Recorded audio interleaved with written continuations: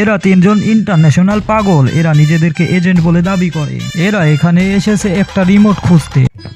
এর নাম হচ্ছে তারিক। এর বুদ্ধি অনেক, কিন্তু এর বুদ্ধি কোনো কাজেই আসে না, কেউ এর বুদ্ধি নেয় না।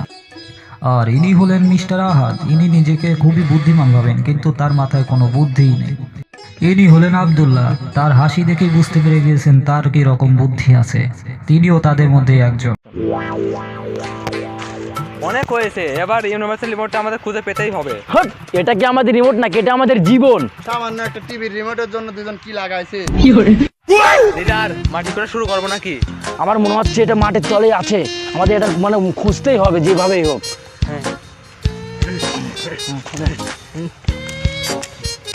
A few moments later. দেখ দেখ কিছু একটা পাইছি। কি পাইছিস দেখি? এটা কি ওই রিমোটটা কি তোল দেখি। এটা তো সিরা জুতা দেখতেছি। এটা শুধু সিরা জুতাই না, এটা রিমোট, সেই রিমোট যা পুরনো স্যান্ডেলের রূপ ধরে রয়েছে। কি রে হাসিস কে? এটাই তো আমার সেই 36 বছর আগের পুরনো সেই জুতা। হেট, কি তুলি ফেলা দিলাম।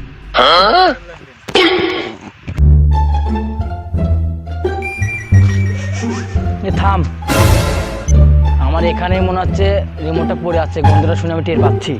তুই টের পালে কি? রিমোটের তো গন্ধই নাই। আমি একদিন বাথরুমে যাচ্ছিলাম, বাথরুমে যাওয়ার পরে রিমোটটা বাথরুমে পড়ে গেছিল, এই জন্য রিমোটের গন্ধটা আমার মানে চেনা চেনা লাগতেছে। এই যদি রিমোটটা এখানে থেকে থাকে তাহলে সবাই চারদিকে ছড়িয়ে পড়ো। সবাই যার যার মতো খোঁজো, সবাই যার যার মতো খোঁজো।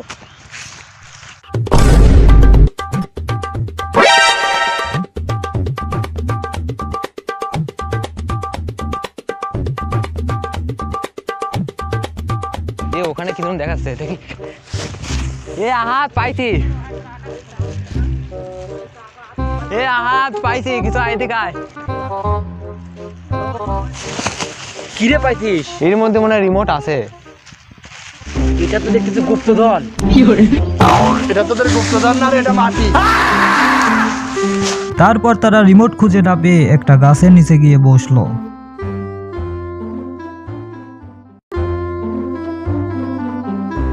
তাহলে রিমোটটা আর পাওয়াই গেল না। আচ্ছা তাহলে তার আগে একটা বিড়ি খেয়ে নে। যে একটা বিড়ি দিয়ে দেই।